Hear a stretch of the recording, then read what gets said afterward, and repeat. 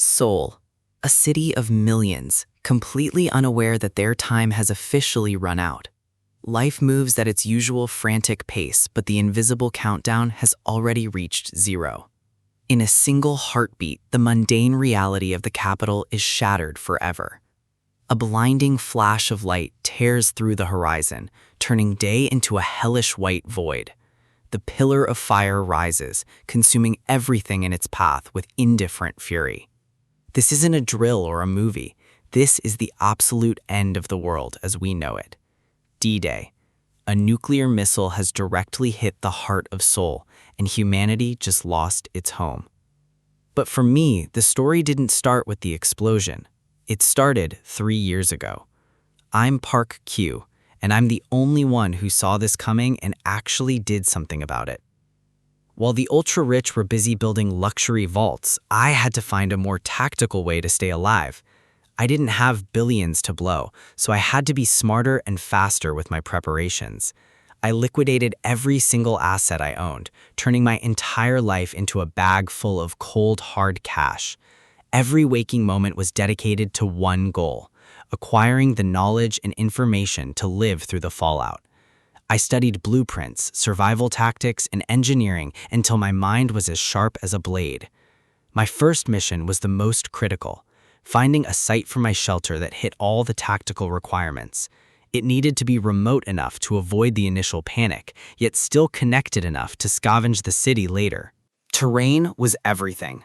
I needed high ground, natural defense, and total seclusion from prying eyes. And most importantly, I had to achieve all of this within the strict limits of my remaining budget. I finally found it, a perfect patch of woodland that checked every box on my survival list. It sat right below an Air Force base on the outskirts of the metropolitan area, the perfect tactical location. Moving to the countryside brought a different set of problems, mainly that peculiar territorialism of the locals. Old Man Kim, the neighbor, didn't hide his disdain for a city boy like me moving into his territory. He watched me like a hawk, his eyes full of suspicion as I started moving the heavy equipment in. I ignored the glares and began the construction. I didn't just hire workers, I got my hands dirty with them. The crew was skeptical at first, wondering why a young guy was building something so reinforced out here.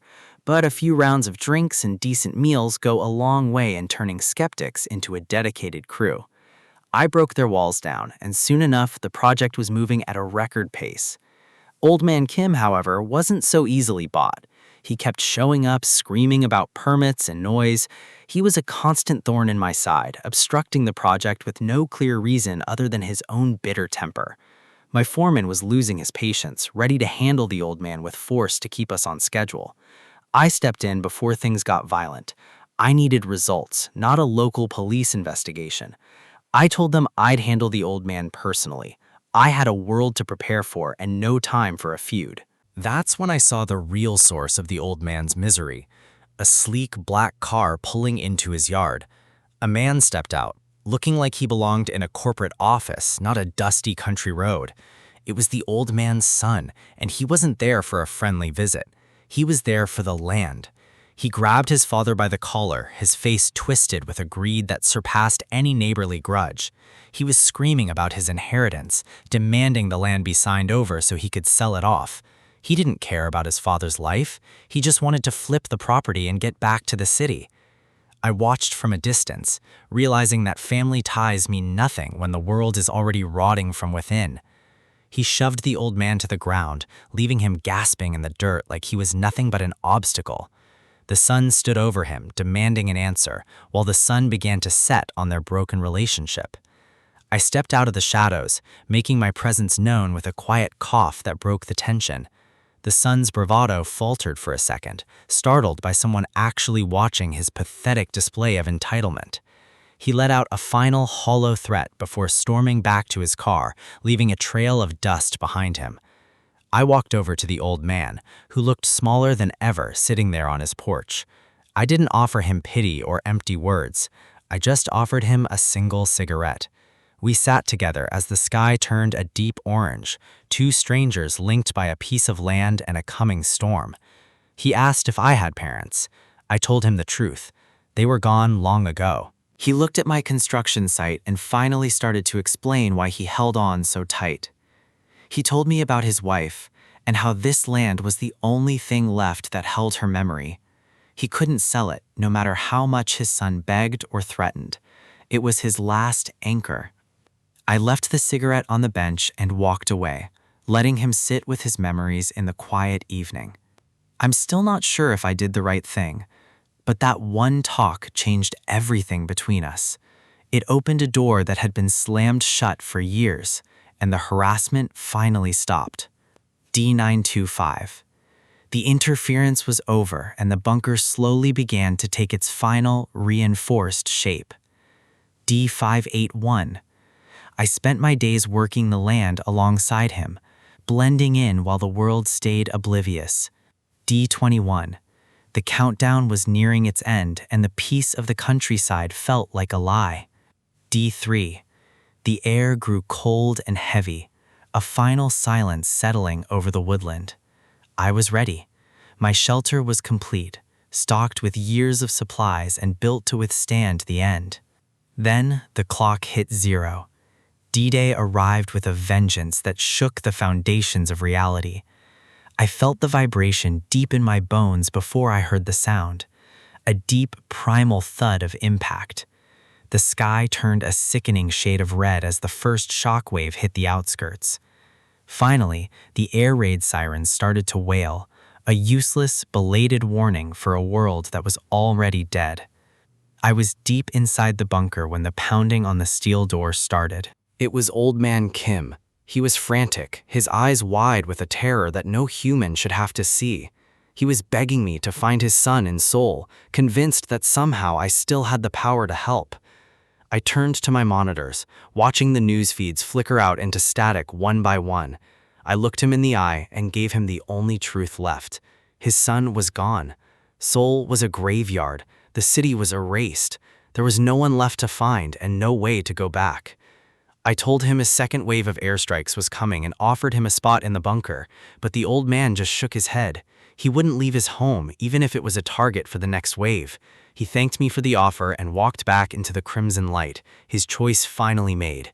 I watched him on the perimeter camera, a lone figure waiting for the inevitable end of his story. He chose to die with his memories rather than survive in a hole in the ground with a stranger. The first explosions were just the beginning. The real nightmare was only starting to unfold. I reached for the handle, my hand steady despite the chaos screaming outside. The bunker door hissed shut, sealing me away from the dying world and the ash-filled air. From this moment on, the rules of civilization are buried. Survival has no room for sentiment, because in the apocalypse, anyone who survived is now an enemy. The world is blissfully unaware, but the countdown to the end has already started. I'm out here with Old Man Kim, practicing for a reality no one else wants to believe in. We're tracking a boar, but we're really training for the hunt of a lifetime. Kim is a crack shot, a former National Guard member with plenty of stories and a lot of pride in his skills. He trusts his vintage rifle, a Walter D.M. Bell. It's a fine tool for a simple hunt, but it's an antique. It won't be enough to survive the chaos that's about to drop from the sky. My focus is elsewhere. Just beyond these fences lies the Gyeonggi-do Air Force Base. It's a joint ROKA and U.S. facility, heavily fortified and packed with military hardware. When the first strike hits, that place will be ground zero for panic. They have specialized anti-monster units and hunters stationed there, but even they won't be enough to hold the line. My plan is simple. Wait for the confusion of the nuclear strike, suit up in radiation gear, and strip that base of every military asset I can carry. But to get there, I needed serious firepower now. I reached out to a man named Kim Wang-soo. On the surface, he was just a construction lead I hired to build my shelter. In reality, he was a gangster with deep ties to the underworld. He knew where to find the things the government doesn't want you to have. The day of the trade arrived. The air felt heavy, like the sky knew the world was about to break. I didn't go in blind. I'd run a full background check on my partner before agreeing to meet. Wang Su wasn't just a local thug. He was ex-Shanghai Triad, a professional who knew how to move illegal hardware across borders. He arrived early, looking calm and checking his messages while the sun dipped below the horizon. I kept my distance. You don't get close to people like him unless you have a death wish. He told me his guys were just a few minutes away with the delivery. All I wanted were the guns. The less talk we engaged in, the safer I felt.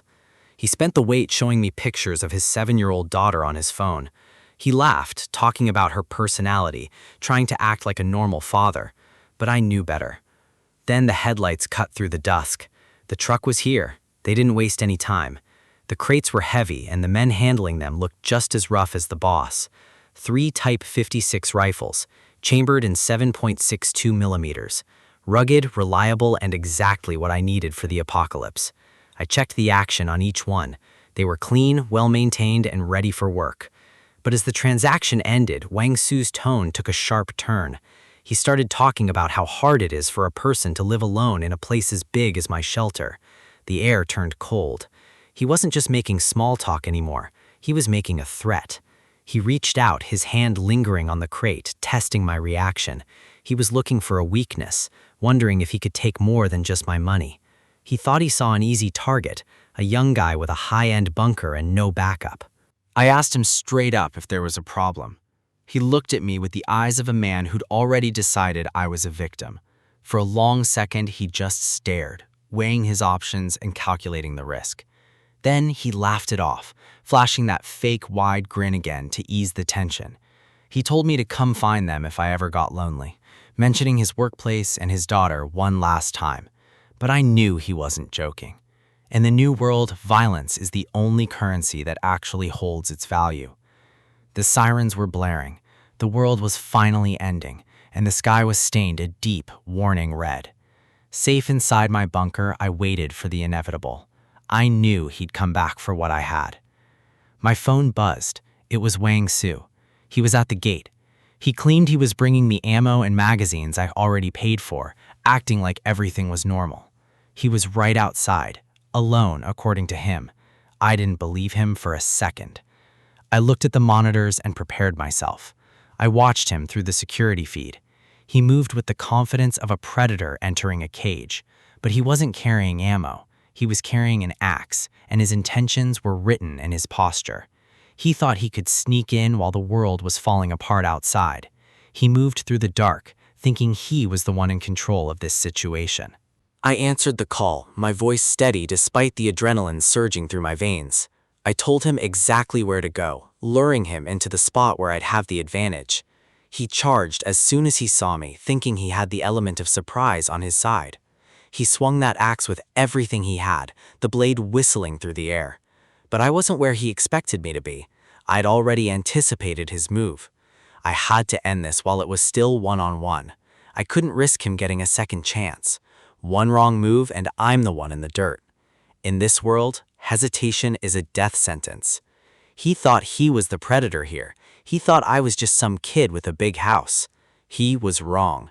I was ready for him long before he even stepped onto my property. He lunged again, blinded by his own greed and desperation. I stepped inside his guard, moving faster than he could track in the dim light. The impact was sickeningly solid.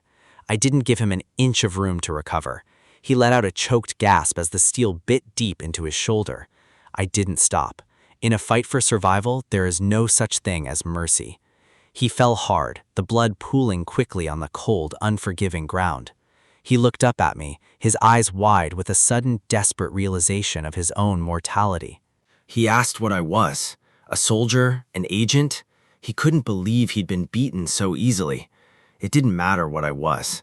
All that mattered was that he was finished, and my shelter was still mine. He grabbed my leg, begging for his life with a mouthful of blood and broken promises. He pleaded for help, the once feared triad member reduced to a sobbing wreck in the dirt. I told him it was too late for that. He made his choice the moment he brought that axe. He was gone before the sirens even stopped. Just another corpse in a world that was about to be full of them. As I stood over him, his phone started ringing again, the screen lighting up his dead face. Beautiful daughter. An international call from a world that didn't exist anymore. I looked at the screen, the light reflecting off the gore on my hands. A text message popped up. "Dad, come home soon." It didn't change anything. Survival doesn't care about your family. 29 days later, the world is a wasteland of dust, radiation, and silence. The radiation levels have finally dropped enough for me to leave the bunker. My real mission starts now. I gear up, checking my equipment one last time. The air is toxic, but I'm ready. The rifles I bought with blood are packed and ready for the road. They're my only friends in this new reality. I head out into the gray light of the post-apocalypse, driving through the ruins of civilization. The streets are littered with the remains of those who weren't prepared for the end. I see them slumped in their cars, frozen in the exact moment the world broke around them. I still think about Wang Su sometimes. I wonder if he would have survived if he hadn't tried to cross me. If he'd just taken the money and left, maybe he'd be with his daughter right now. But looking at the total devastation around me, at the dead cities and poisoned air, probably not. In this world, even the strong get buried. The Air Force Base is just ahead. If my plan worked, I'm about to become the best armed man in the wasteland. The path ahead is paved with corpses, and the real monsters are only just waking up. It's time to see what's left. A steady hand and a sharp needle. In the middle of total chaos, someone is still trying to create something soft. I sit in the dim light of my bunker, watching this screen as if it's a lifeline to a world that no longer exists. But this video isn't a relic from the past. It's a live broadcast from the community I've joined to track the end of days. The man on the screen, Anonymous337, is showing us how to make a wool doll for his daughter. It's a bizarre sight, a moment of domestic peace while the world outside burns to a crisp. I find myself staring, wondering if that kind of innocence can even survive another week. Exactly 1 year has passed since the war began. The sky is a permanent shade of bruised orange, and the cities are nothing but concrete skeletons. The nuclear strikes have stopped, but the silence that followed is even more terrifying. Something else took over, nightmarish entities with a reach that extends across the entire region, claiming the ruins as their own. Massive, multi-limbed horrors now tower over the skyscrapers we once called home. The government is gone. Law is a memory. Daily life has been replaced by a desperate tactical struggle for every breath. On the Viva Apocalypse bulletin boards, the talk isn't about recovery anymore. It's about the growing tide of refugees turned into predators. Trust is a luxury no one can afford. Even online, you have to be careful who you interact with. Then there's the human hunter, a user who goes by the name Defender. He doesn't post survival tips, he posts trophies. He shares verification photos of his kills, treating the apocalypse like a private hunting ground. I blocked him months ago. I didn't want his brand of madness polluting my screen, but the curiosity of a survivor is a dangerous thing. Blood and violence are the only languages left for some. Defender speaks them fluently. He claims his kills are warnings to stay out of his territory, but looking at his recent posts, it's clear he's just addicted to the act itself. Watching these monsters operate in real time forces you to become defensive. It turns your heart into a fortress. And then, the one person I actually enjoyed following went silent. Day 395. Winter has set in, turning the wasteland into a freezing white hell. The boards are filled with people asking for proof of life. Long-term members are disappearing every single day. I keep my eyes on the perimeter. In this weather, hunger makes people bold and desperation makes them stupid. I can feel it in the air. A shift. Someone is close to my sanctuary. I recognize the faces on the cameras. It's Director Hong and the crew who actually helped build this shelter. They've traded their tools for rifles, becoming a group of raiders who hunt their former clients. They think they know the layout. They think they're the ones in control of this visit. I check my armory. If they've come all this way to find me, it would be rude not to show them what I've been working on. I've spent a year turning this place into a death trap. Now I finally get to test the reinforcements. I pick up my axe. I won't waste bullets on rats unless I have to. The raiders confirm the location.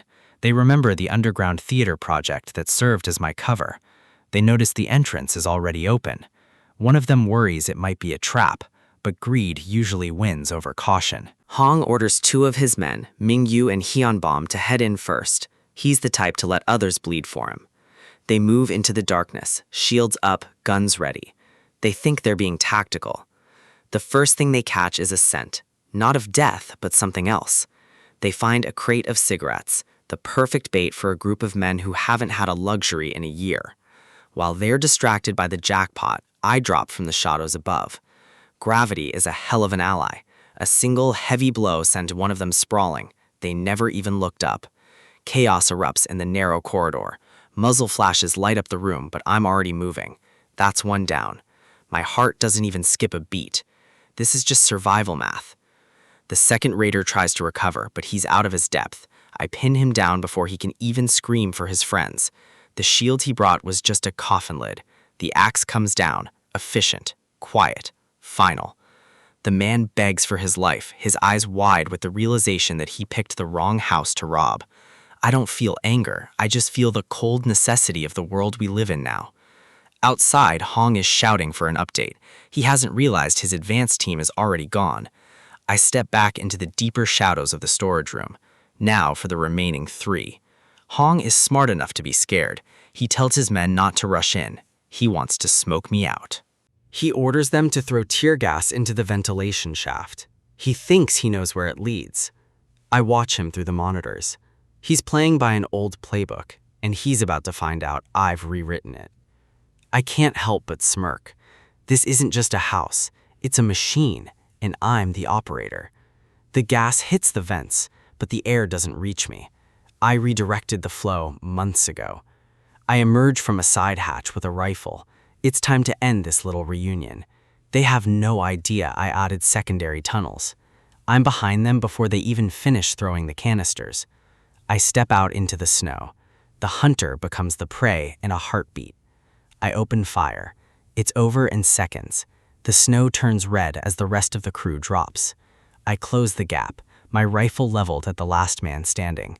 His bravado is gone, replaced by pure terror. I don't pull the trigger immediately. There's something I need to know first.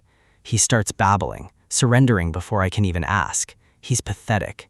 I press the barrel against his forehead. I want to know about the others they've raided. He tells me there were 5 of them. He's hoping that honesty will buy him a few more minutes of life. I make him start loading the bodies of his friends into their own truck. Waste not, want not. He's shaking so hard he can barely lift them. He's realized that I'm not just a survivor, I'm something else. I stop him when I see something fall from his pocket. A small, stained object. My blood runs cold. It's the wool doll from the video. The one Anonymous 337 made for his daughter. I grab him by the throat. My calm is gone. This is personal now. I demand to know what they did to the man who owned this, if they killed a father just for a few cans of food. He swears they didn't kill him. He says the old man was already dead when they found the place. I look at the doll in my hand. It's a small piece of light in a world of darkness, and these vultures try to snuff it out. I throw him into the snow and tell him to get in the driver's seat. He's going to take me to that shelter. The drive is short, but the silence in the cab is heavy with the promise of violence. We arrive at the bunker from the video. It looks exactly like it did on the screen, only now it's a tomb. I step inside, and the first thing I see is a body. The defender's verification mark is right there. I'm not alone in the dark. Someone is waiting. Someone who enjoys this. I see the man in the white jumpsuit, the human hunter. He thinks he's found another trophy. He's wrong. Another one down. In this world, if you aren't the hunter, you're the prey. There's no room for mercy when your life is on the line. This wasn't a clean fight. It was a message, a reminder that my sanctuary is not a public park. 2 bugs cut loose. I left a simple calling card, Defender. Let the others know that this territory is already claimed by someone who doesn't miss. People think death is the end of the story, but for me, it's just the beginning of the intel. You can learn a lot from what's left behind.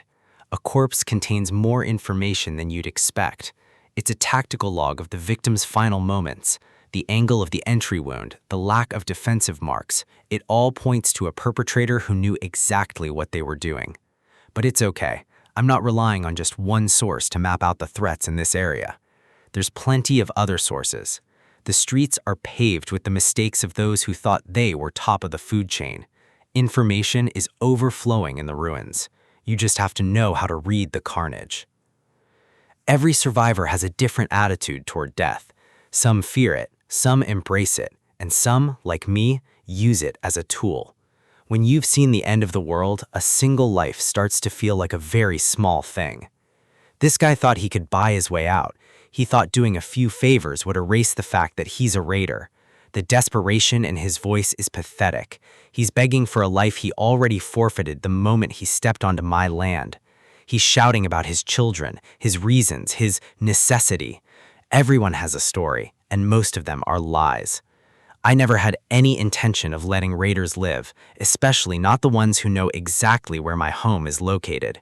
A secret is only safe when the people who know it are buried. It's a simple survival equation. He tries one last excuse, but I've heard it all before. Someone else already used that line, and they're just as dead as he's about to be. I added another corpse to the tally and left the area. No point in lingering where the air smells like copper. After being stuck in the bunker for so long, even the toxic air of the wasteland feels precious for a moment.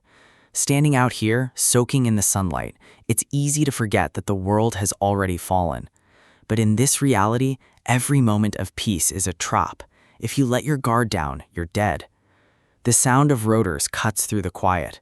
A drone. The eye in the sky is always watching. The online community boards are filled with stories of people being hunted. Users like Dongtan Mom post their survival diaries, not realizing they're providing a map for the predators. The raiders are evolving. They aren't just using clubs and knives anymore. They're using technology to find their next meal. Vital information for one person is a death sentence for another. The community is starting to realize the stakes. Every screen and every dark room is a window into a world where the weak are being systematically erased. If you don't have the means to fight back, you don't have a future. It's that simple. The realization is spreading. People are panicking, trying to find safety in numbers. But groups are just bigger targets. They're loud, they're slow, and they're easy to track. My thoughts are completely different. I don't need a group. I need to be invisible. Armed conflict is the last resort. The goal isn't to win the war, it's to never let the enemy know the war has even started. In that sense, my territory is the best spot. It's desolate, radioactive, and completely uninviting. The mutated wild dog packs act as my natural border security. They don't take bribes and they don't ask questions. Then there's the city. Rumors of radioactive zombies keep most wanderers away from the urban centers. But there's something else out there. A survivor who knows how to handle a long-range rifle. I've seen the work. Precise, cold, and efficient. This person isn't a scavenger. They're a professional. Meanwhile, a group of raiders is nearby, frustrated that their drone can't find anything worth looting in the open fields. They're looking for me, but I'm a ghost. All they see is empty land and ruins. They start bickering. Greed and incompetence are a lethal combination in the apocalypse. They're worried about the cost of gas. They want a payoff, and they're getting desperate enough to take risks. If they don't find something soon, their little coalition is going to fall apart from the inside. But then the drone operator spots something, a change in the routine, a new variable. He zooms in. It's not the target they were looking for, but it's something better. A woman in military gear. She looks like a US soldier, or at least she's wearing the uniform. The raiders' eyes light up. They see good prey. They don't see the threat staring them right in the face. They decide to change their destination, a fatal mistake. They're heading straight into a trap they didn't even know existed. Before they can even move, the border patrol arrives. The mutated dogs don't care about their plans. Panic sets in instantly. These guys are used to bullying defenseless survivors, not fighting apex predators. Blood sprays across the windshield. The reality of the situation is finally sinking in, but it's far too late. They scream to step on the accelerator, but the pack is already on top of them. There's no escaping this. The dogs are relentless. They don't just kill, they tear apart everything in their path. The driver is losing control. The screams from the back of the truck are the only sounds left in the air. They aren't even looking at the road anymore. They're just trying to survive the next 5 seconds. A sudden impact. The glass shatters as the world spins out of control. The truck slams into a pole. The hunt is over, and the feast is about to begin. Silence follows the crash. The raiders who thought they were the predators are now just a pile of meat. One of them is still alive, staring into the dark with wide, terrified eyes. He looks up and sees the face of his end, a mutated beast with glowing eyes and a hunger that can't be satisfied. He tries to reach for a weapon, but his body won't obey. The growl of the dog is the last thing he'll ever hear. The pack moves in to finish the job. No witnesses, no survivors. A week later, the report hits the forums. A crashed truck, blood everywhere, and no sign of the bodies. Just another Tuesday in the apocalypse. I'm back at my monitors, watching the chatter die down. People are already moving on to the next disaster. But then, a notification pops up. Dongtan Mom is back online, and this time, the post sounds different. He's pleading for help, claiming raiders are at his door. But he's cried wolf too many times. Nobody responds. He's been branded a liar, and in this world, that's a death sentence. A massive explosion rocks the area near Guangzhou. The community finally stops talking and starts wondering if he was telling the truth. I'll keep that in mind. Every explosion is a data point. Every death is a lesson. But right now, I have a more immediate concern: identifying the real threats around my perimeter. I zoom in on the footage from the drone I recovered. The woman with the sniper rifle. She's professional, calm, dangerous. She's not just surviving, she's dominating her sector. It's time to be proactive. Let's go meet the new neighbors and see if they're going to be a problem. A blinding muzzle flash cuts through the dark, signaling the start of another lethal encounter. A high-caliber round screams past, inches from a target's eye with terrifying precision. The impact is instant, dropping the target before they even have a chance to hear the shot. In this wasteland, there are no second chances for those who get caught in the open. I've been monitoring this sector for a while, mapping the dead zones and the kill boxes. This is the territory of my neighbor, a ghost who haunts the ruins of the city. They call her the Mad Sniper, and her vantage point makes her the queen of this concrete jungle. My drone camera finally caught a glimpse of the operator behind a long-range rifle. The patch on her camouflage tells a story of a world that used to be. USFK. She's a former member of the US military forces stationed in Korea before the collapse. When the rifts opened and monsters emerged, the superpowers withdrew to save their own soil. They left behind highly trained soldiers with nothing but their weapons and a desperate will to survive. I prefer to avoid unnecessary conflict with professionals who have nothing left to lose. But if her presence threatens the security of my territory, I have to act before she does. I won't let anyone jeopardize the hard-earned safety of the home I've built. I spent several days observing her patterns, logging her every move through the glass. Even the most disciplined soldier has a routine, a moment where their focus shifts. Through the binoculars, I watched for that one specific gap in her surveillance. There's a window of time each day when the sniping stops, likely when she finally sleeps. That's the only moment I have to approach her stronghold without being picked off. The ground-level entrance is completely sealed off with heavy barricades and debris. Going through the front door would be a suicide mission against an established defender. To enter quietly, I have to find a more tactical point of entry. I decide to infiltrate through the middle floor of the building, bypassing her main defenses. It's a dangerous climb, but it offers the only chance for a successful surprise attack. Every movement has to be silent. One loose stone could alert her to my presence. I pull myself up the skeletal remains of the structure, ignoring the drop below. The wind howls through the empty floors as I reach the interior of the tower. I move through the shadows, my eyes scanning for tripwires and traps. I ascend the stairwell, weapon held tight against my chest. I'm entering her inner sanctum now, the top floor where she keeps watch. Rifle ready. I have to be faster and more decisive than her. I reach the door to the lookout, the final barrier between us. I haven't encountered any other enemies so far, which makes the silence even more tense. I check my corners as I push inside, my senses tuned to the slightest noise. There, in the center of the room, is a sleeping bag laid out among the trash. It looks occupied. I think I've caught her while she's finally succumbed to exhaustion. I move in for the capture, confident that I have the upper hand. Put your gun down. The voice comes from the shadows behind me. I walked right into a decoy.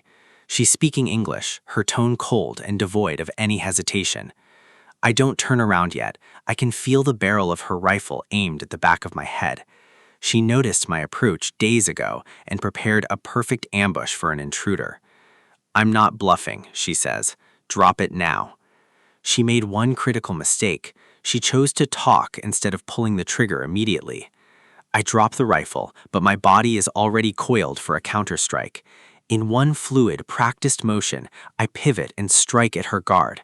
I knock the muzzle of her weapon aside before she can register the movement. The fight is brutal, fast, and entirely focused on ending the threat. I drive a knee into her midsection, knocking the air out of her lungs. She's strong and well-trained, but I have the leverage in this struggle. I pin her to the floor, using my weight to neutralize her ability to fight back. She struggles with a ferocity that surprises me, driven by something more than just ego. I have to subdue her completely before she can reach for another weapon. Sorry about this, I grunt, maintaining my grip. I didn't come here to be a murderer, but I won't let her kill me either. Initially, my plan was just to scout her strength and leave, but during my search of the room, I found what she was really guarding: an armory full of high-grade military hardware and ammunition. If the looters in this city got their hands on this stash, it would be a disaster for everyone. I look down at her. She isn't a mad killer or a raider. She's a soldier trying to survive in a world that has discarded its rules. But then, I hear a soft movement from the far corner of the room. "Stay back!" she screams, her voice cracking with a raw, primal fear. I spin around, drawing my sidearm and aiming at the shadows. A small, delicate figure emerges into the dim moonlight. It's a young girl, wearing a tactical vest and a helmet that's far too big for her. She looks at me with wide, terrified eyes frozen in place. A child, living in the middle of a concrete war zone? Everything clicks into place. The sniper isn't protecting a gang or a cache of loot. "Mama," the girl whispers, her voice barely audible over the wind. She's protecting her daughter. That's why she wouldn't leave this tower.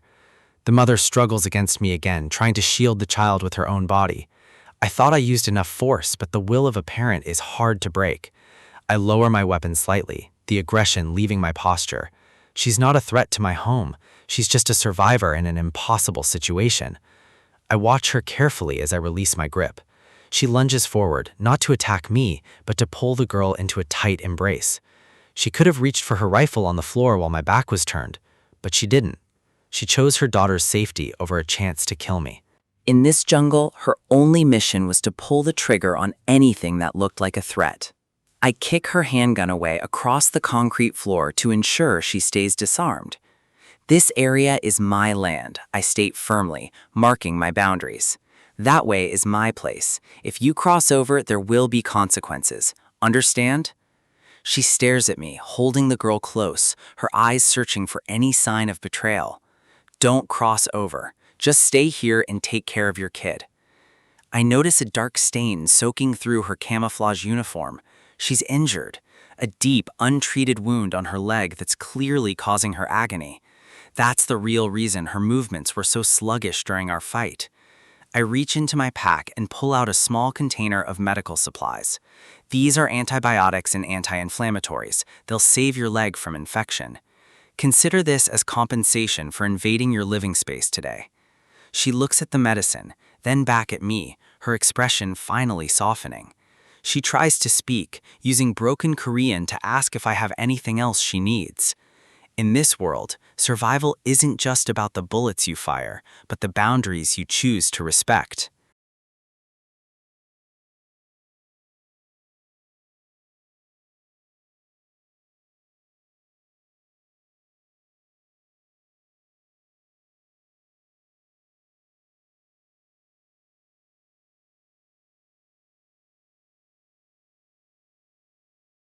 The Tempest Group's armory is more than just impressive.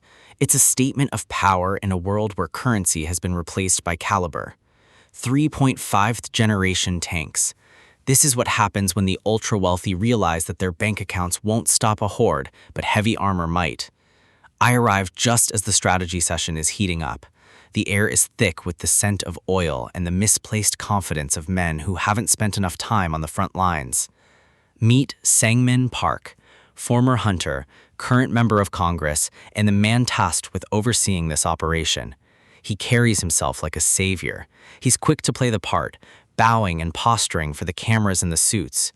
In this new world, a hunter's title is the only resume that matters. A congressman under 40 who's also a hunter. It's a powerful combination, but politics and survival are two very different games. He slams his hands on the map, demanding an immediate, full-scale deployment. He wants a show of force, not a tactical strike. When questioned about the thousands of zombies at the factory and the month-long delay he caused, he remains unfazed. He claims that month was a strategic necessity. According to his research, these things have a limited lifespan. He's betting everything on the theory that zombies burn through their nutrients in about 30 days. He thinks they've already starved. He believes the Necromancer-type monster is toothless without its horde, and that we can simply roll over the remains with our tanks. The room starts to buzz. His confidence is infectious to people who are desperate for an easy solution. The salarymen are already sold. They think they've hired an expert who's going to solve their problems with the push of a button. Chairman Peng-ho Jae, the head of the Tempest Group, watches silently. He's a man who built an empire, and he's looking for results. He's weighing the cost. He's a shark, and sharks only care about the bottom line. The chairman approves. A bit of spending is fine, as long as the problem is dealt with quickly. Sangmin Park has played the room perfectly. A handsome face, a confident tone, and a strategy that sounds like science. But I'm not buying it. I've seen what's actually out there, and it doesn't follow a politician's schedule. He smirks, enjoying his victory over the corporate suits. He thinks he's the smartest man in the room. Then he turns his gaze toward me. He wants total validation for his master plan. He asks the hunter from the National Committee for an opinion. He expects a nod and a salute. I give him exactly what he doesn't want to hear. His smirk falters. He isn't used to being challenged, especially not in front of his benefactors. I tell him plain and simple, his plan is a death sentence. He's way off the mark. The silence in the room is deafening. Sangmin looks like he's about to burst a vein. I explain the reality. When a zombie is close to starving, it doesn't just die, it enters hibernation. They lower their metabolism to near zero. They aren't dead, they're just waiting for a reason to wake up. Sure, they'll die eventually if they find nothing, but this factory hasn't been empty. There's been a steady supply of fresh flesh being funneled into that place. They aren't starving, they're feasting. I don't care if this arrogant fool fails and everyone dies, but I'm not going to be the one holding the bag when it happens. I'm drawing a line in the sand. My goal is a quiet, zero-responsibility life, and that requires not being part of a massacre.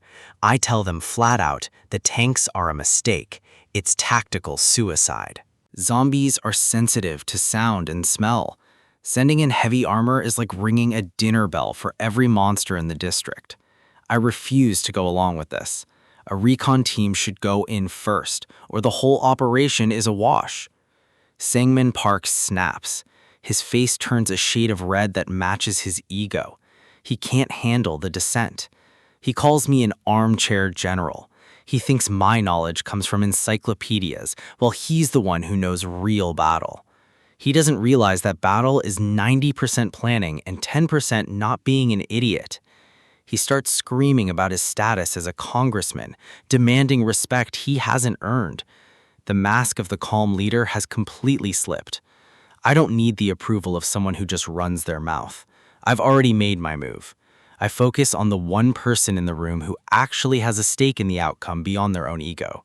Chang Soo-ji, a representative who actually has something to lose. I pull him aside.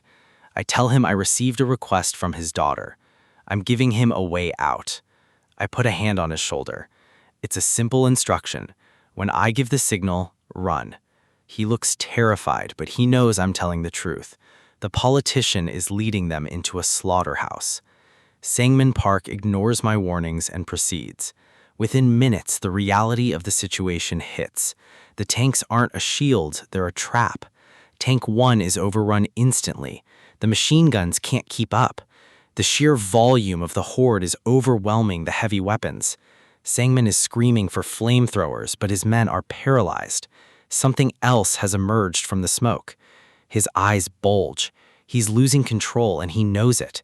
He demands a status report from a tank that's already a coffin. The ground begins to hum. It's a low, vibrating frequency that cuts through the screams of the dying.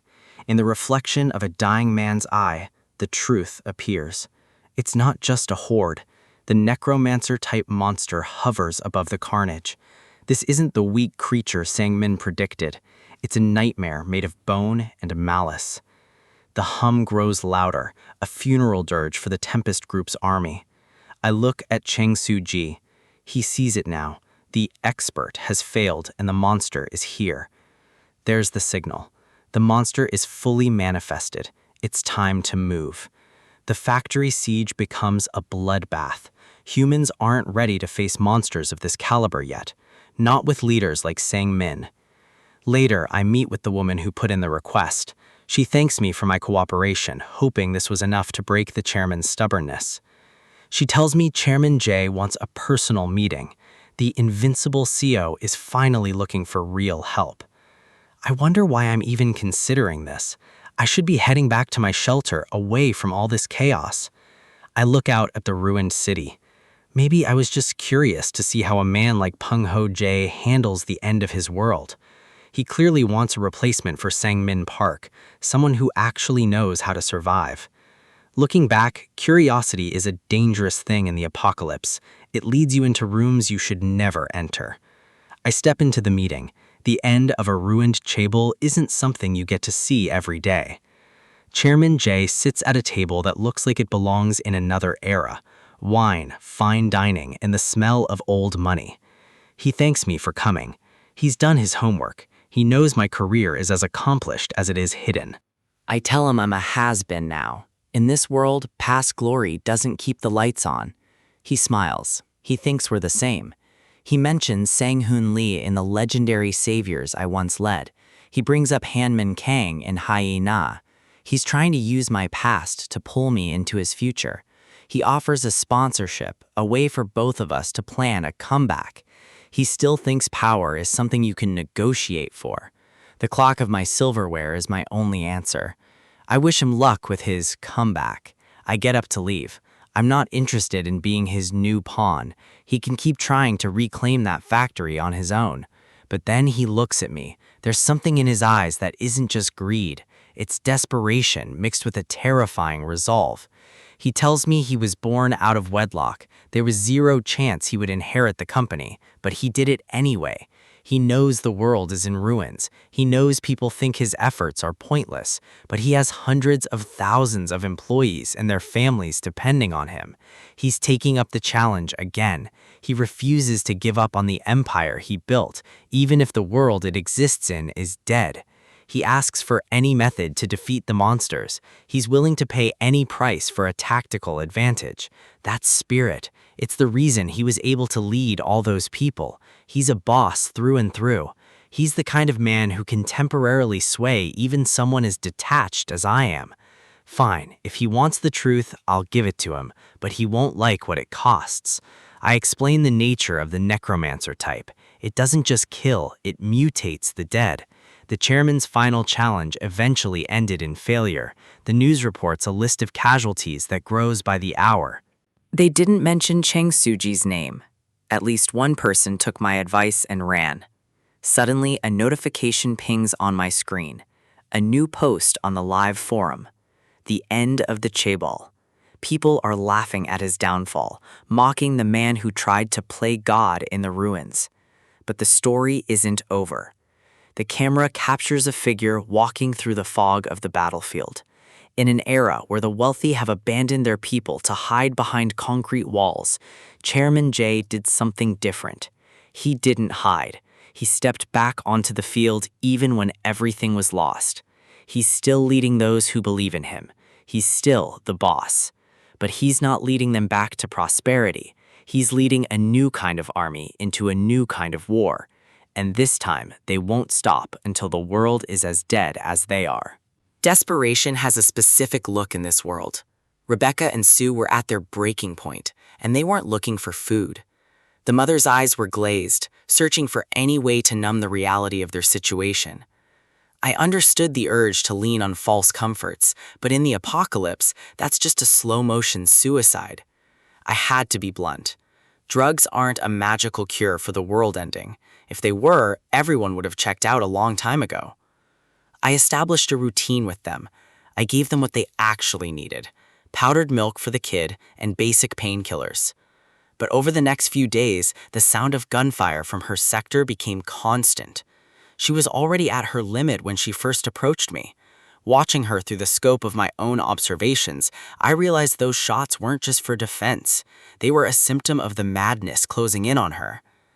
Then, a flash of light caught my eye from across the ruins. A rhythmic blinking from her high-rise position. Morse code. Simple and direct. Meet me there. I didn't waste time. In this environment, a silence after that much noise is usually a bad sign. Sue met me at the entrance, her face pale.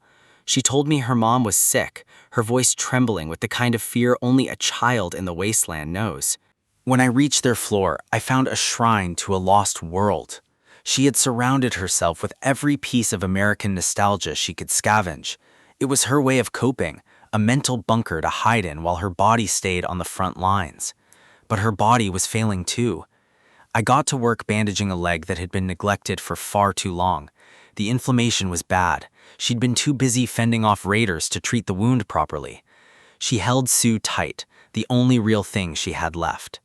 Rebecca finally spoke, her voice cracking as she confessed how much she missed home, missing family, missing friends, missing the simple ability to communicate with the world. But home was across an ocean that might as well have been another galaxy. She looked at the sunset like it was a closing door. The tears started then. The stoic sniper was gone, replaced by a woman drowning in grief. She asked for the drugs again, one more time, to just make it all go away. I looked her dead in the eye. Escaping reality doesn't fix the monsters outside your door. She needed a reason to stay sharp, not a way to dull her senses. I told her I wouldn't give her the drugs, but I would reduce the number of problems she had to deal with. I told her I'd be borrowing some of her heavy hardware. It was time to go on the offensive. I waited for a rainy day. Rain is the ultimate tactical equalizer. It lowers visibility and masks the sound of movement. I didn't have home advantage, so I let the weather provide it. The cold makes people lazy. It makes them huddle together for warmth around fires. They were grouped up perfectly, exactly where I wanted them. I checked the ordnance. These RPG rounds were going to do the heavy lifting. I locked the rocket into place. One shot to break their morale and their numbers. They were laughing, completely unaware that their perimeter was already compromised. The guy on watch didn't even have time to yell. The backblast lit up the rain. The rocket streaked across the courtyard like a vengeful ghost. The first blast was a direct hit. I needed to maximize the damage of the initial strike. The secondary explosions were even better. It was a chain reaction of pure chaos. But raiders are like roaches. There are always more of them than you expect. The survivors scrambled out of the fire, coughing and blind. I didn't give them a chance to find cover. I opened up with the rifle, letting the lead do the talking. Controlled bursts, efficiency over volume. They tried to return fire, but they were shooting at shadows in the downpour. I kept moving, flanking their position while they focused on where the first shot came from. I heard them screaming for reinforcements, realizing too late they were being hunted. By the time they spotted my muzzle flash, it was already over for them. Pure panic took over. They had no idea if it was one man or an entire squad. They started shouting orders to retreat, to find the guys in the next town over. I caught the runner in the back. Nobody was leaving this courtyard to tell the tale. One by one, the lights went out in their eyes. Light can provide a false sense of security, but in the dark, it just makes you a target. I stepped through the mud, closing the distance. I was freezing, soaked to the bone, and ready to finish this. The last raider looked up at me, his eyes wide with the realization that death had finally caught up. I didn't waste another bullet. The axe was faster and quieter. The rain washed away the blood almost as fast as it hit the ground. With the threat cleared, I brought Rebecca and Sue back to my shelter. It was the first time I'd ever had guests. Sue was fascinated by the bunker, though she had some notes on my interior design choices. I redid Rebecca's bandages. The physical wounds were healing, but that was the easy part. She watched me work, silent and hollowed out. I'd kept my promise to reduce her problems, but I couldn't bandage a broken heart. She was still staring into the distance, still searching for a home that didn't exist anymore. I realized then that she didn't need drugs, she needed a connection. I sat down at my terminal. I had one more tactical advantage to share. I called her over. "Take a look at this," I said. I pulled up the Viva Apocalypse English forum. It was the primary hub for survivors in the West. It had more users than our local boards. It was a window into the world she thought was gone. She looked at the screen like it was a miracle. She swallowed hard, her eyes scanning the familiar language and names of places she knew. I told her to leave a comment, to say something, to prove she was still here. Her fingers hovered over the keys before she typed out a simple greeting. The responses were immediate. Some were rude, some were skeptical, but they were real. For the first time since I'd met her, she smiled. A real, genuine smile. Time passed. The seasons blurred into each other until we reached the second Christmas after the fall. The forum community had grown. People were finding ways to be human again, even in the dirt. A former dev had even built a small tree decorating game into the site. It was a hit. I sat there with my coffee, watching the digital ornaments pile up on popular users' trees. Most of the comments were about murder or survival, but it was still a community. Then the radio crackled to life. Static, followed by a familiar voice. It was Sue. She told me her mom was sleeping and wanted to borrow the laptop later. Rebecca wanted to count down to the new year with people back in the States. I agreed. I'd told them to call me Skeleton, my username, to keep things simple. Before she signed off, Sue yelled into the mic, "Merry Christmas, Skeleton." I felt a warmth that had nothing to do with my heater. "Merry Christmas, Sue," I replied. "Stay alive out there." A notification dinged on my screen. Someone had added an ornament to my tree. It was from a user I didn't recognize, John_Nenin. In a world of ash and bone, a single red ornament meant everything. We were still here. We were still fighting. John Nenin, a name that echoes through the digital corners of the prepper world like a ghost from a future that hasn't happened yet. I didn't expect to see it again. Not now, when every second is spent preparing for the inevitable collapse. Seeing his name associated with mine on a dead screen, it's unsettling. It forces me to remember how this all started. To the rest of the world, he's just an online legend, a shadow on the boards. But I'm better acquainted with the weight of that name than most. The hub of it all was Viva Apocalypse, an internet community operating on a dedicated satellite server where the laws of society didn't apply. It was the world's largest forum for doomsday preppers. Anonymous users sharing everything from tactical gear locations to illegal survival strategies. Back then, I was just another skeptic. I'd scroll through the posts, yawning at the paranoia and the armchair experts. To be honest, the membership fee felt like a scam at first. It seemed like a playground for rich idiots with too much time and money. Watching these whales throw money around for survival gear while I was struggling to build a foundation, it felt useless. I joined because I was lost, looking for a starting point. But the deeper I dug, the more I realized most of these people didn't have a clue. I was ready to log off for good, thinking my money would have been better spent on concrete for my bunker. Then, a post caught my eye. It wasn't the usual gear flex or conspiracy theory. It was something tactical. I leaned in. The title was simple: The Importance and Uses of Dummy Bunkers. This guy wasn't just talking about hiding, he was talking about strategy. The logic was sound. For long-term survival, you don't just need a hole in the ground, you need a decoy, a way to lure in the desperate and the dangerous. You connect the dummy to your main bunker, using it for surveillance and as a kill zone to engage intruders before they ever find your real home. He even detailed the use of C4 traps. It was cold, efficient, and exactly what I needed to hear. John Nennon's insights were on another level. He wasn't just guessing, he was speaking from a place of experience I couldn't yet fathom. His survival philosophy mirrored mine, but his thinking was light years ahead. He saw the world as a battlefield long before the first fissure opened. John Nennon. Who was this guy? What kind of life leads someone to think like a professional insurgent in their spare time? His rise was meteoric. He became a star in the prepper community, lighting a fire under every basement dweller with a dream of surviving the end. Speculations ran wild. People thought he was ex-special forces, a government high-up, or even a rogue scientist. The mystery only added to his influence. But I wasn't interested in the gossip. I was interested in the results. I was building my future based on his blueprints. I watched the forums closely, waiting for his next move, wondering if he would ever show his hand. Eventually, he responded to the pressure.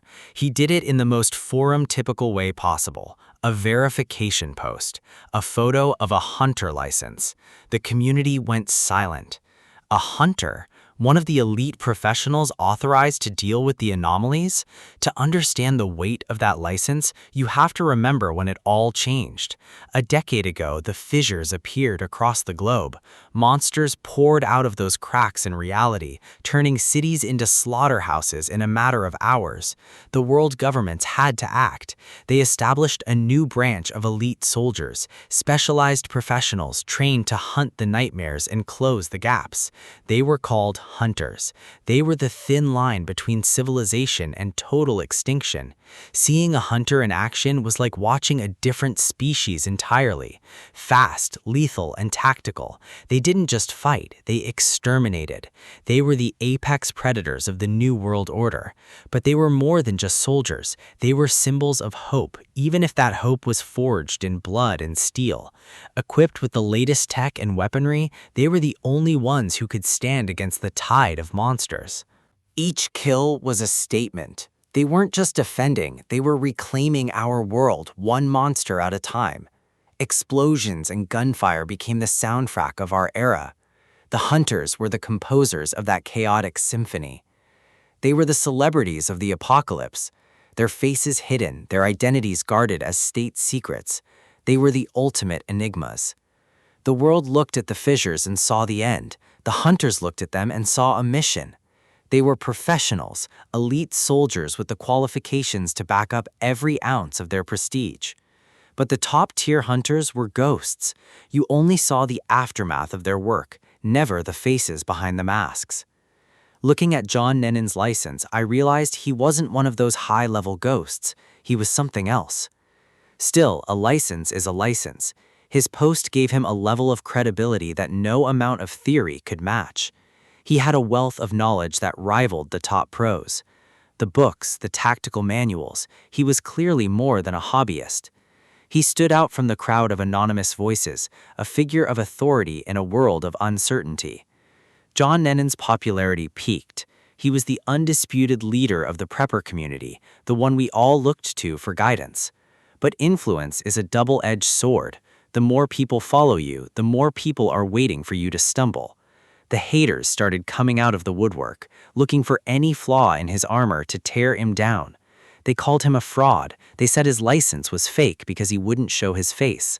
The internet is the same, even at the end of the world. I watched the drama unfold while eating my meager rations. It was almost funny how little their digital bickering mattered in the real world. I figured John was too smart to engage. He'd just keep posting his tips and ignore the noise. That's what a pro would do. I was wrong. He took the bait. He decided to prove them wrong in a way that defied all tactical common sense. He responded with a A full face reveal. It was a move I never anticipated. Anonymity is a prepper's greatest weapon, and he just threw it away. The community turned on him instantly. They didn't see a hero. They saw an average-looking guy who seemed desperate for attention. Then came the final blow. Someone looked up his credentials. He was a D rank, the lowest possible tier for a hunter, essentially a glorified janitor. The comments were brutal. They mocked him for trying to pass himself off as a pro when he was barely a rookie. He'd done it to himself. I felt a twinge of disappointment, not because of his rank, but because he'd broken the first rule of survival: stay hidden. But John Nennan wasn't finished. He had one more card to play, and it was the craziest one yet. He announced an offline meetup, an invitation for anonymous preppers to meet in the real world. It sounded like a trap. He was taking a direct approach, moving the community from the digital shadow into the light of the streets. D600, 600 days before the predicted collapse. I found myself walking down a narrow alley, heading toward the coordinates he'd posted. He was there, looking exactly like his photo, loud, boisterous, and completely out of place for a man who supposedly knew how to hide. His real name was Songhyo-gu. 10 of us showed up, a motley crew of believers and skeptics, all of us looking at each other with suspicion. Songhyo was the life of the party, ordering massive amounts of pork belly and laughing as if the world wasn't about to end. He claimed to be on a cut, but the moment the food hit the table, his resolve vanished. It was hard to take him seriously. He ate like a man who hadn't seen a meal in weeks, his focus entirely on the sizzling meat in front of him. Watching him stuff his face, I wondered if this was all a joke. Was this really the man whose dummy bunker plans I'd followed? The wealthier members didn't hang around long. They saw a clown and left with disgusted looks on their faces. I stayed, not because I trusted him, but because I wanted to see where this went. I've always been a student of human nature. Despite his gluttony, the conversation turned serious. People started talking about the fissures, the internal conflicts, and the rumors of war. Songhyo listened, his jovial mask slipping for a second as he downed his drink. He had the build of a fighter, even if his rank was low. The info he'd shared online was dated, sure. Most of it was stuff any dedicated researcher could find. But he had a way of bringing people together. He turned his attention to me. I go by Skelton on the forum, I told him. He grinned, recognizing the name immediately. He asked about my bunker. I mentioned I was having trouble finding a reliable company to install a fuel tank. It's a specialized job, and trust is hard to come by. I didn't expect him to have an answer. He seemed like the type to have more enthusiasm than connections. Then he surprised me. "Want me to look into it for you?" he asked, his tone suddenly practical. He started scrolling through his phone. 6 degrees of separation, right? I'm sure I can find someone with a few calls. He was serious. Underneath the bluster and the pork belly was a man who actually wanted to be useful to his community. He made the call right there at the table, talking to some boss about fuel tanks and professional installations. And it worked. A week later, I was looking at a high-grade fuel system in my bunker. It was a game changer for my long-term sustainability. Songhyo-gu might have been a D-rank hunter and an internet clown, but he was surprisingly effective at getting things done. D401. Time was running out. The offline meetups continued, and the crowds grew larger and more desperate. The last one I attended had around 80 people. The quality of the information was dropping as the quantity of the noise increased. I decided it was time to stop coming.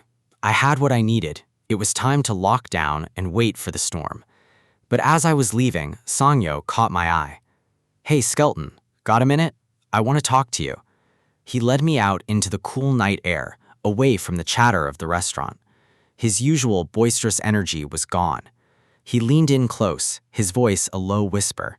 He looked at me with a seriousness I'd never seen from him before. The neon signs of the pork belly joint flickered behind us. He seemed to be weighing his words carefully. Then he asked the question that made my heart stop. "Are you a hunter by any chance?" In a world teetering on the edge, Everyone is looking for an edge. Some find it in skill, others in recognition. But when a face from the past looks you in the eye and asks if you're a hunter, the wrong answer can be a death sentence. The tension between us is thick, a silent evaluation under the flickering lights of a city that hasn't realized it's already dead. He claims he's seen me before. In his world, that's usually a threat. In mine, it's a complication I didn't plan for. I keep my expression neutral. In this game, the person who speaks first usually loses. He's digging for a truth I've buried deep. I consider my options. I could lie, weave a story, and disappear back into the shadows. But honesty is a rare commodity these days. Maybe it's time to see where this lead actually goes. I start to give him an answer, to reveal just enough to keep him interested without giving away the bunker. But the conversation is cut short. The sound of footsteps, too many of them, approaches from the street. Reporters. Even at the end of the world, the media is hungry for a hero, or at least a convincing fake. They don't care about me. They're here for the man standing next to me, the one they think holds the keys to survival. They hustle him away, treating him like royalty in a kingdom of ash. He looks back, but the crowd is already swallowing him whole. He puts on the face they want to see, confident, knowledgeable, and completely full of it. The media vultures circle, asking if I'm anyone important. To them, I'm just background noise. To the man being dragged away, I'm the only real thing in the room. He hesitates for a split second, the mask slipping as he realizes he's leaving the only person who actually knows what's coming. Then the fake smile returns. He laughs it off, dismissing our encounter as if I were just another fan. He tells them I just reminded him of an old friend, a convenient lie to keep the cameras focused on his own carefully crafted image. I watch him go. John Neenan, a man who built an empire on theories and forum posts while the rest of us were actually digging in the dirt. That was the last time I saw him in person, before the hype turned into a hunt. Neenan became the face of the apocalypse, a self-proclaimed expert appearing on every show that would have him. He gave lectures to terrified crowds, selling them a sense of security that was as hollow as his credentials. He turned fear into a business, handing out business cards for a consulting firm that promised to save those wealthy enough to pay. He was a doomsday salesman, riding the wave of panic all the way to the bank.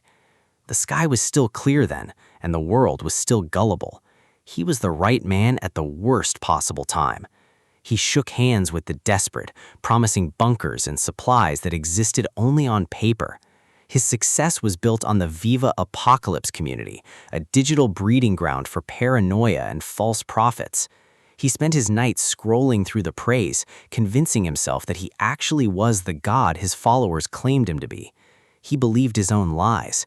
He thought the faith of the internet would protect him when the real fire started. But faith is fragile. One message, one notification can bring an entire empire of lies crashing down. An emergency accusation.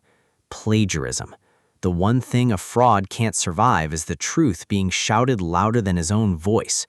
The community turned on him in an instant.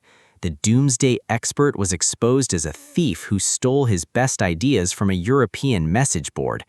He sat alone with his cheap food, watching his reputation dissolve in real time. The armchair detectives didn't just find the plagiarism, they found everything.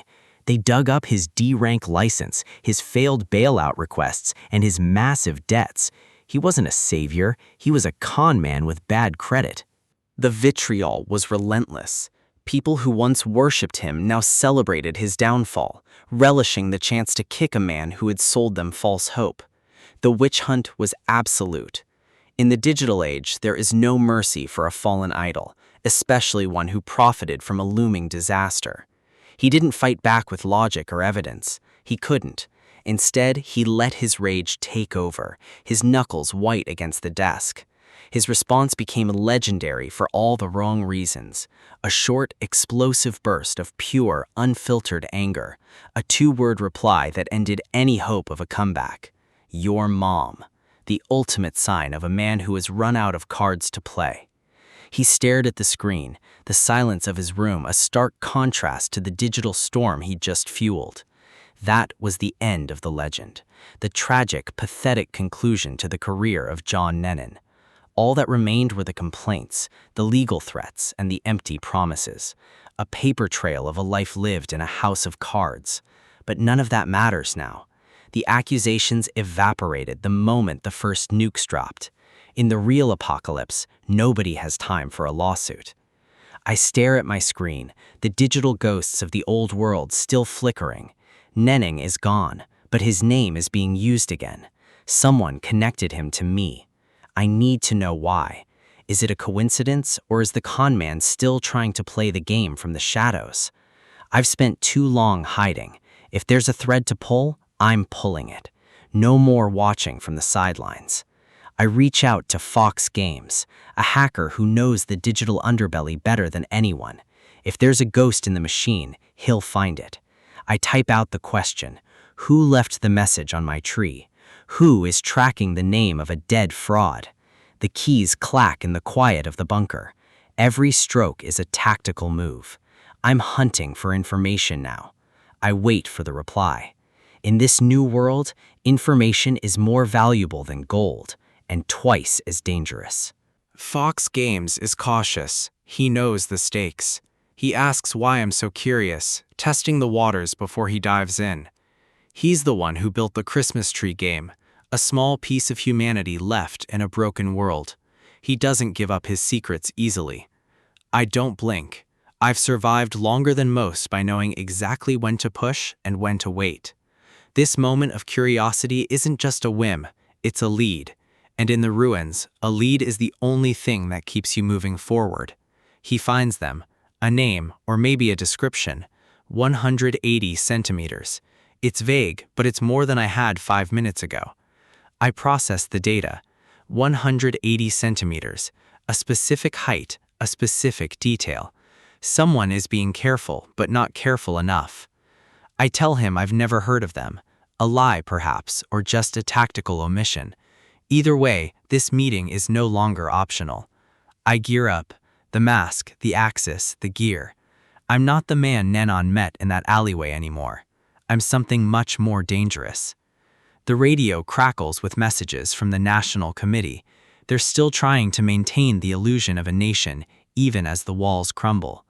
They talk about elections and management agencies. It's all noise. The only thing that matters is the next 3 days of survival. I click the radio off. I don't need their propaganda.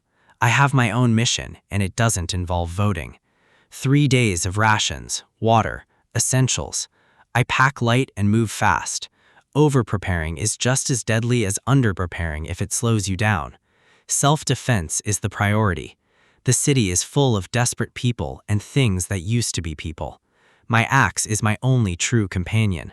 The state is a corpse that hasn't realized it's dead yet. I'll use whatever's left of their infrastructure to get where I'm going, but I won't rely on it. I wear my usual gear. No need for disguises when everyone is just trying to see the next sunrise. I've dealt with the local threats. The area around my bunker is secure for now. It's time to expand the perimeter. Seoul is calling, or what's left of it. A city of millions reduced to a concrete graveyard. The ruins are a reminder of how quickly everything can be taken away. Skyscrapers stand like broken teeth against a gray sky. It's been 18 months since the world ended. The silence is the loudest thing about the journey. I feel a strange mix of emotions, nostalgia for the life I lost, and a cold sense of vindication for being the one who actually survived it. The signs still welcome you to Seoul, but the city doesn't care if you're there or not. It's just a maze of rubble and regret. I pedal through the debris. Melancholy is a luxury I can't afford for long. I need to stay sharp. I see the survivors huddled in the shadows. They look at me with hollow eyes, wondering how I still have the strength to move with purpose. I don't stop. Compassion is a weight that will drown you in these streets. I keep my eyes on the path ahead. Soldiers in hazmat suits are cleaning up the mess. They're not saving lives, They're just managing the dead. A flick of a lighter, a splash of fuel. They burn what they can't bury. It's an efficient, heartless way to handle a tragedy. The flames roar, consuming the last remnants of a neighborhood. It's the only warmth left in this city. I turn away from the heat. I have a destination, a place where the committee is pretending to be in charge. The building stands tall, a fortress of glass and steel in a world of dust. This is the heart of what's left. I walk up to the window. The woman behind the glass looks exhausted, her job reduced to filing complaints for people who have nothing left to lose. I tell her I'm here to see director Sang-Hoon Lee, a name that carries weight even in the ruins. I place my ID on the counter, a relic from a different life, a key to a door that's supposed to be locked. She looks at the ID, then at me. I can see the gears turning. She recognizes the crest, the history. It's a military academy ID. Gyu Park, a name from a time before the sky fell. I give her a small, practiced smile. The hunt for the truth starts now, and I'm using every ghost I have to find it. The National Committee for Overcoming the Crisis, the NOCC. In this shattered world, they're the only ones holding the pieces together through sheer force of will. Led by military elites and Hunter Academy graduates, they've turned survival into a bureaucracy. Sang-Hoon Lee sits at the top as the disaster rescue director, overseeing the management of a dying country. I'm here, but not because I want to be. Being an acquaintance of the director doesn't make this facility any more welcoming. He won't see me, and frankly, that's just fine. We have history, and most of it is written in blood and tactical failures. I try to blend in, slip away while the staff is busy, but in a high-security complex like this, eyes are always watching. A soldier stops me. He's looking for someone, and I have a feeling my quiet exit just got canceled. They're desperate. The front line is chewing through men faster than they can replace them. They need every able-bodied person they can find to hold back the tide. Quality over quantity, that's the new military doctrine. They don't just want soldiers anymore, they want survivors who know how to handle the new reality. I look at him and see a man trying to sell me a one-way ticket to a grave. I'm retired, and I plan on staying that way. But he's done his homework. He knows my file. He knows I was a hunter in the past. I can't help but sigh. This isn't about patriotism, it's about persistent recruiters who won't take no for an answer when they smell talent. I ask him point blank who sent him. If it's Director Lee, I'm walking out that door right now. The answer he gives stops me cold. It's a name I haven't heard in years. Everything in this facility is monitored, but the name he just dropped, it changes the entire tactical landscape. Daram Kim, a name from a past I tried to bury under layers of isolation. She used to tell me not to worry about what others said. In our world, results were the only currency that mattered. As long as you survived the mission, the means didn't matter. You were forgiven as long as you were the one still standing. I remember the grit, the sweat, and the near misses. We were a team once, defined by the monsters we killed and the friends we buried. She was the one who understood the cost of survival better than anyone I ever served with. Now, she's sitting behind a desk, looking at my file like I'm just another asset to be reactivated. It's been a while, but the tension between us hasn't aged a day. She knows I'm not here for a reunion. I look at her, waiting for the pitch. She always was one for directness. She cuts straight to it. No pleasantries, no catching up. She needs a hunter for a specific monster hunt, and she wants me. Daram Kim, now a high-ranking NCOC member. She's traded the field for the halls of power, but she still talks like a commander. The threat is implied, but clear. Join the hunt or face forced conscription into the meat grinder of the front line. We had an agreement. We were done with this life. But in a world this broken, agreements are as fragile as glass. She asks if I really think I can stay retired when the world is burning just outside these reinforced walls. I left because I was tired of the slaughter, but she tells me this request came from the top, from Sang-Hoon Lee himself. Why me? Out of all the hunters they have under their thumb, why bring me back into the fold now? She doesn't have an answer that satisfies me. She claims Lee holds no ill will, that he's too busy for personal grudges in a crisis. A higher position brings a different perspective, or maybe it just makes you better at hiding your true motives. She looks at me with that same cold intensity I remember from our darkest days in the field. I'm trapped. Between the military's reach and my own history, there's no easy exit from this room. I've seen what happens when the lines break. I know the chaos, the screams, and the smell of ozone and decay. If anything, I know too much. I know exactly what kind of hell they're asking me to walk back into, and I know the odds. My fist clenches. The instinct to fight back is still there, buried under years of trying to be normal. She sees the tension. She knows I'm on the edge of walking out or signing on.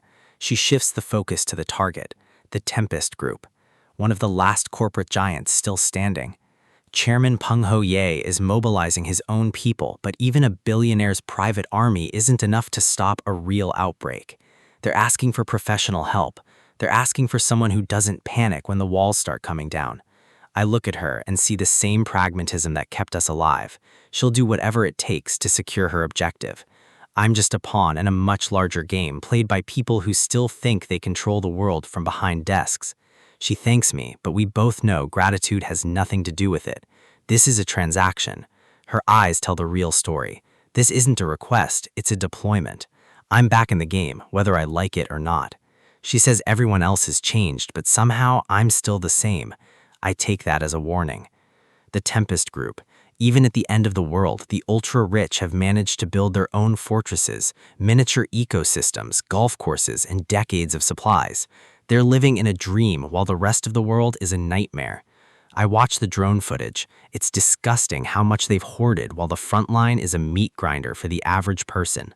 Most of these elites abandon their posts to protect their own skin. It's the logical choice in an apocalypse, but it's a cowardly one. But there are always exceptions. Some people are too obsessed with their corporate legacy to let it go, even when the world is ending. A month after meeting Darum, I find myself at the Tempest headquarters. It's a monument to greed in a landscape of ruin.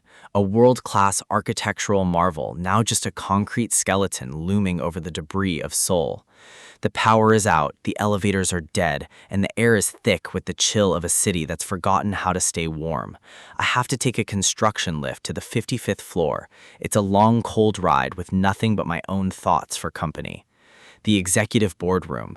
Even without electricity, the nameplate still carries the weight of old-world authority. This was once a sanctuary for the elite. Now it's just a high-altitude cage for men who refuse to admit they've lost. I step inside. The silence is heavy, broken only by the groaning of the building in the wind. The people inside are still wearing suits, still acting like their titles and positions mean something in the dirt. One of them won't even turn around. He's staring out at the ruined skyline, clinging to a world that died months ago. They're still wearing employee IDs. It's pathetic. Who are they trying to impress when the currency is worthless and the grid is dead? A man approaches me. He's polite, professional, and completely out of touch with the reality on the ground. He wants to verify my credentials. He wants to know my rank, like we're still playing by the old rules. I give him the cover story, D rank, just another low-level hunter they can afford to lose. He asks about my battle experience and where I was stationed. He's looking for information related to the gates. I keep my answers vague. I tell him that kind of intel was way above my pay grade. He doesn't need to know the truth. He seems satisfied, or maybe he's just bored. In this room, everyone is just going through the motions of a life they no longer have. He tells me to wait outside.